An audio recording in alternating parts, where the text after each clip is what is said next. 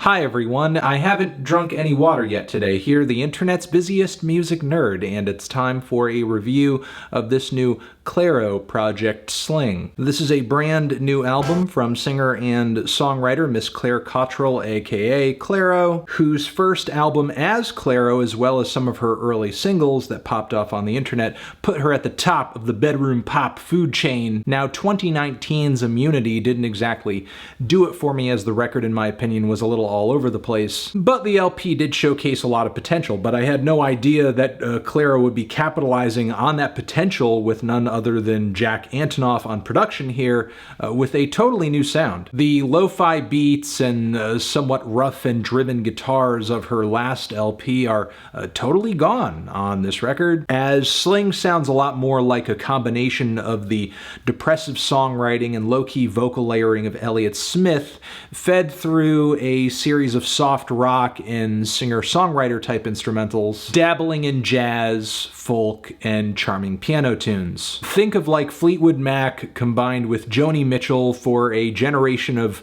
post-Grizzly Bear indie fans living in an objectively darker world. And it's an LP overall that doesn't really jump out at you. It's an experience that stuns with its quiet subtleties, its quiet melancholy. Not to mention the production on this thing is fantastically ornate for how quiet and soft it is, and continuously gentle even in its most decisive moments, like the groovy dance beat on the supremely catchy AMOEBA. Now, there are spots on this LP where I wish the songwriting or the instrumentation went a bit harder, or that Claire had some stronger vocal performances to bring to the table, but most of the tracks here are so sweet and entrancing and pretty, it's only so often I'm left wanting more. On the opening track, BAMBI, we hear Claire singing curious poetry about being at the mercy of a situation and of a universe out of her control, and just considering leaving to save herself a headache. This is set to really steady piano chords, as well as horns, reed, and bass that sounds like it's straight out of the 70s. It's so warm in its sound, but also so cold in its heartache. Such a good opener. I love how we have a thematic change as well as a musical change on the bridge too.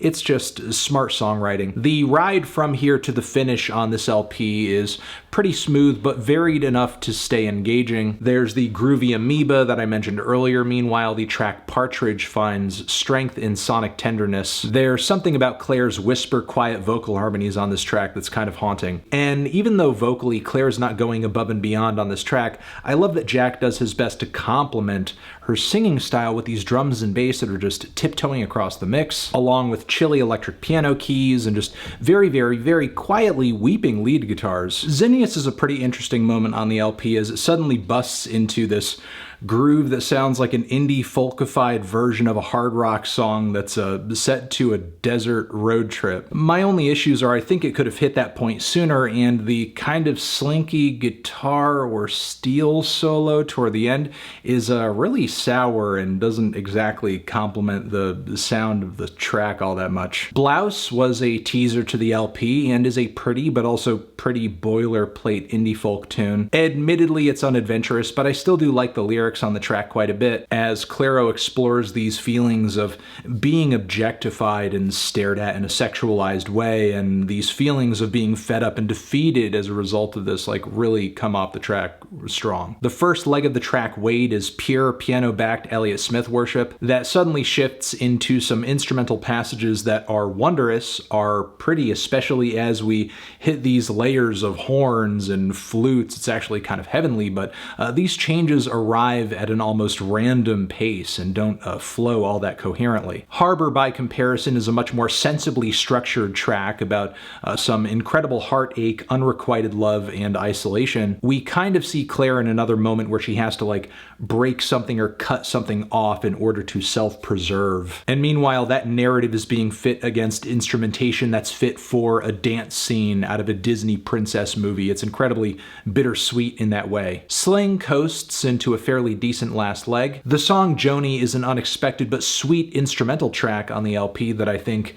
enhances the enchantment factor of it. Then the song Reaper takes things in a folky direction once again, and I am one more time more interested in Claire's poetry than I am the instrumental itself, which I guess isn't too much of a dig considering that I'll spare you pain, I can feel my shame creep through that floor, I can't fuck it up if it's not there at all, is one of the most devastating lines on the entire project. I wish Little Changes had a stronger finish as a song. It's one of those tracks that feels a little scant writing-wise and structure-wise in the track list to me. And then the finisher is one of those points that I was referencing earlier in the review where I really wish the vocal performance was stronger, because as lovely as this bed of Baroque pop instrumentation is, Claire does get a little too buried in it. Still, with that being said though, I think this LP is instrumentally, songwriting-wise, and maturity-wise, a pretty big growth and improvement past Immunity. There is still room to progress on the vocal side of this record,